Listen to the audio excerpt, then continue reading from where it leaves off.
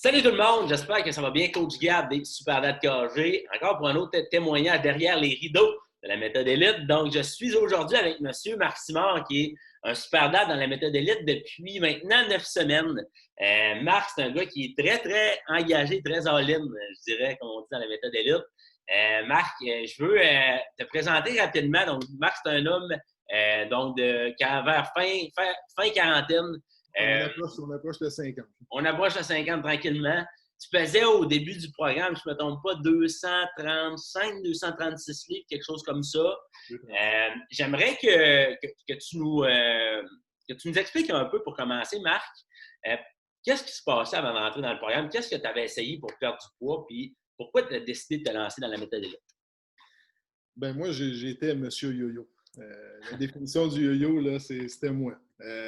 C'est la troisième fois là, que j'entreprends une perte de poids comme ça. La première fois, début trentaine, j'ai perdu 50 livres en un an. Et puis, je l'ai tout repris. Ensuite de ça, début quarantaine, j'ai dit, bon, moi, je fonctionne aux 10 ans. Début quarantaine, je me suis dit, bon, il faut que je me reprenne en main. J'ai perdu 72 livres. Okay. Que j'ai tout repris aussi. Fait que c'est ça. Je pense que les raisons pourquoi je le reprenais, c'est que c'était vraiment intense. Là. Les pertes de poids, c'était du poulet, brocoli. Je me torturais. Là.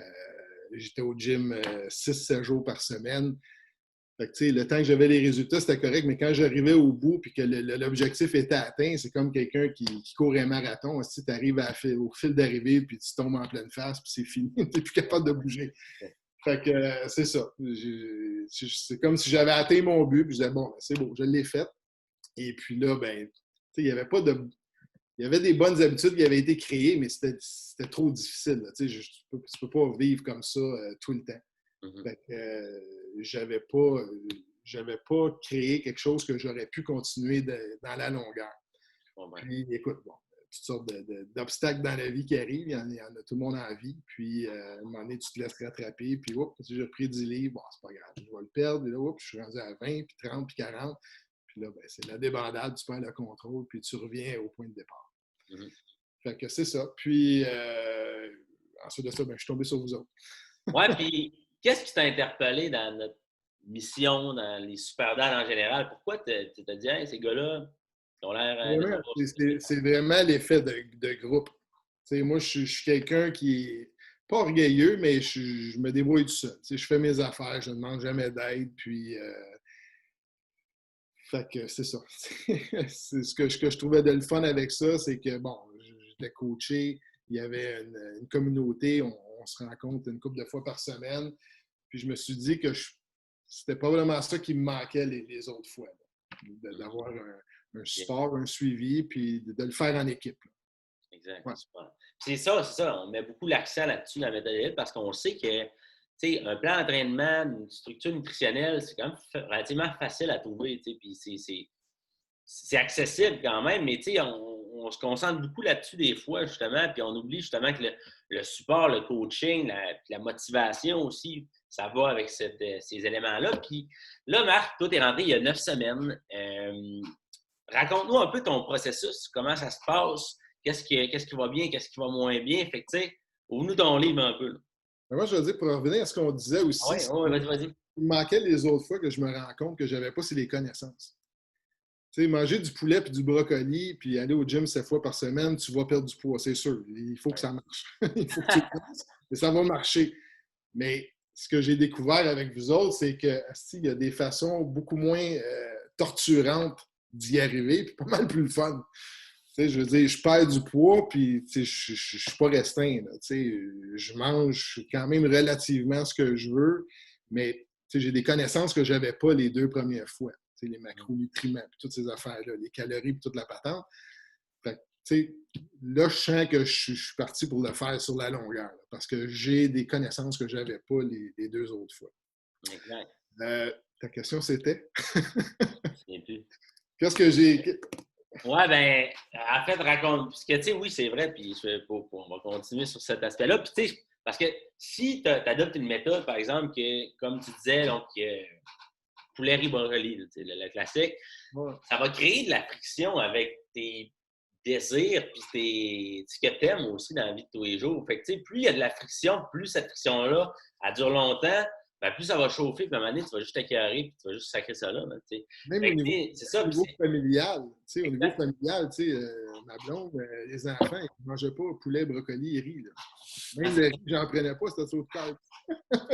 c'est ça, exact, j'imagine. Quand tu arrives au bout, ils disent là, tu as réussi. Là, à cette heure, tu vas recommencer à manger avec nous autres, puis c'est là que tu perds le contrôle. Exact.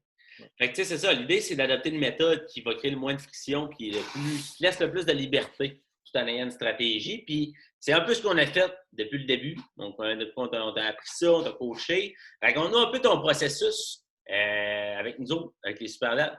Ben écoute, moi, j'ai lu, j'ai regardé toutes les leçons d'apprentissage, puis je les applique.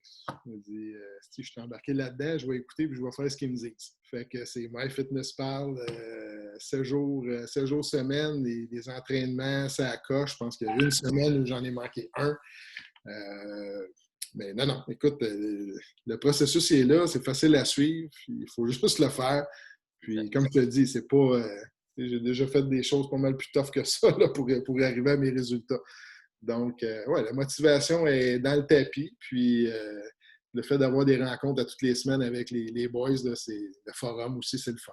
Il faut que tu embarques. C'est sûr que si tu embarques et tu y vas à reculons ou tu y vas juste à moitié de la vitesse, ben les résultats vont être relatifs aux efforts que tu mets dans le programme. Exact. Puis tu vas voir, il va y avoir primaire aussi, il va y avoir des gros changements au niveau des outils, structures. Vous allez voir, ça va être très, très cool. On est en train de mettre sur pied derrière les rideaux. Donc, tu vas voir, ça va être vraiment cool. Fait que, content de voir que ça se passe bien. Puis, tu sais, là, tu t'es lancé avec nous autres. Tu as eu des super bons résultats. Marc a perdu environ 11 livres, si je ne me trompe pas, dans le premier mois. Pendant le deuxième mois, on a stagné un peu. Puis, tu sais, Ouais. parlons-en, parce Ouais. que ça fait partie de la game. Puis, je veux pas juste qu'on essaie de faire comme si la méthode élite, c'était beau, c'était rose, puis tout le temps, Ouais. parfait, parce que ça serait de mentir, puis je suis pas menteur. Fait qu'exposons-le, tu sais, des moments plus difficiles comme ça. Des moments où est-ce que je doute un peu plus, puis ça me fait chier. Raconte-moi comment tu as passé à travers ça dans la méthode élite, cette période de démotivation-là, Ouais. de stagnation. Le premier niveau, quand j'ai fait mon vidéo de passage à niveau, là, c'est un walk in the park, le niveau 1. Là,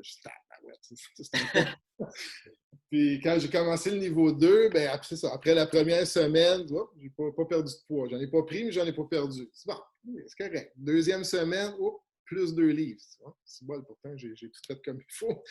Puis là, après ça, ben là, tu commences à te comparer. Tu sais, la communauté, c'est le fun, mais ça peut aussi être un piège si tu commences à te comparer avec les autres. Exact. Là, tu vois, bon, moi, j'ai perdu 4 livres, 5 livres, 6 livres. Moi, je suis rendu à 30 livres en un mois. Là, la troisième semaine, j'ai reperdu ces 2 livres-là. Bon, parfait, je suis reparti. Puis là, la quatrième semaine, j'en ai repris une. Fait que, résultat, niveau 2, je n'ai pas bougé. Mais je suis quelqu'un qui je suis quand même assez fort entre les deux oreilles. Là. Je ne me laisse pas démotiver facilement. En fait, ce que j'ai dû résister dans le niveau 2, c'est de ne pas tomber dans le piège. C'est ça, le piège de la balance puis le piège des comparaisons. Je ne suis pas quelqu'un qui se fie beaucoup à la balance parce que je sais que notre corps, tu peux prendre 2 livres dans une semaine, mais ce n'est pas nécessairement 2 livres de gras que tu as pris. Ça peut être des muscles qui se sont transformés, ça peut être n'importe quoi. J'essaie de ne pas capoter avec la balance, même qu'avant avant les Super Dads, je n'avais pas de balance. Parce que je refusais de me peser et tout ça, parce que je vais beaucoup avec le miroir et les vêtements. Si les vêtements sont plus lousses, c'est signe que ça descend. Ouais. Puis ensuite de ça, ben, il ne fallait pas tomber non plus dans le piège des comparaisons. Lui, il a perdu 5 livres, moi, j'en ai juste perdu une. Ça a été ça un peu mon combat du niveau 2. Là, ça a été de résister à la tentation là, de me comparer puis de freaker avec la balance. Fait que là, on commence le niveau 3 aujourd'hui, puis la motivation est toujours dans le tapis, puis on va mettre chez double pour que les résultats arrivent plus rapidement.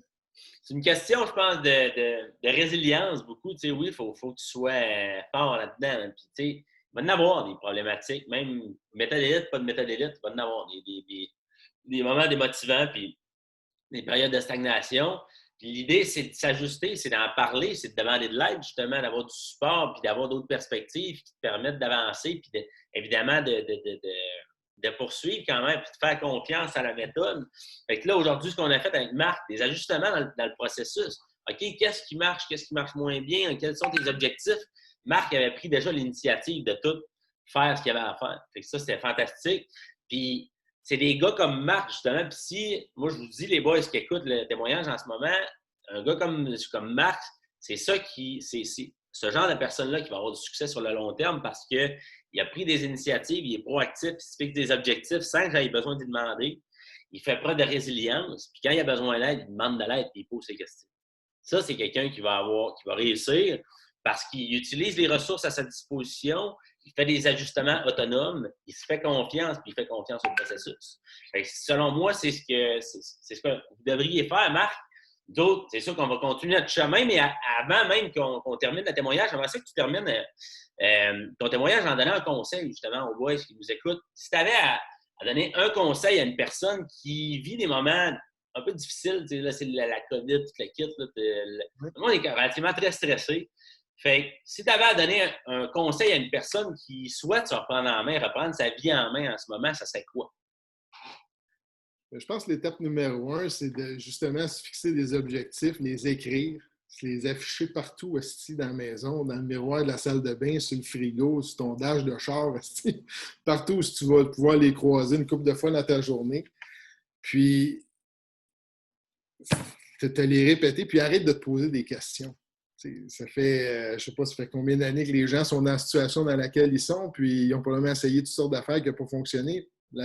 C'est la raison pourquoi ils sont là. Là, tu as 120, 130 boys ici là, qui sont dans la même situation, puis ça fonctionne pour la grande, grande majorité des gars qui sont là. Ceux qui font ce qu'ils ont à faire, bien sûr. Fait que c'est pas se poser de questions, puis plonger, puis y aller, puis arrêter de remettre à plus tard qu'est-ce que tu peux faire aujourd'hui. C'est ça. Sinon, on finit par vivre avec des regrets, puis c'est jamais bon, ça. Exact. C'est ça. Puis, oui, il y a des sacrifices, il y a des investissements à faire, mais qu'est-ce que tu as à perdre?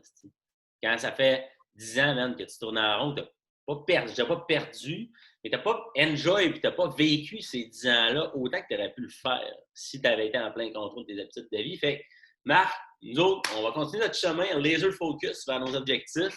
Ça. Et pour les autres boys, on se revoit dans un autre épisode. Merci beaucoup, Marc, d'avoir pris le temps d'enregistrer ça avec moi. Puis fuck le COVID. Ciao tout le monde.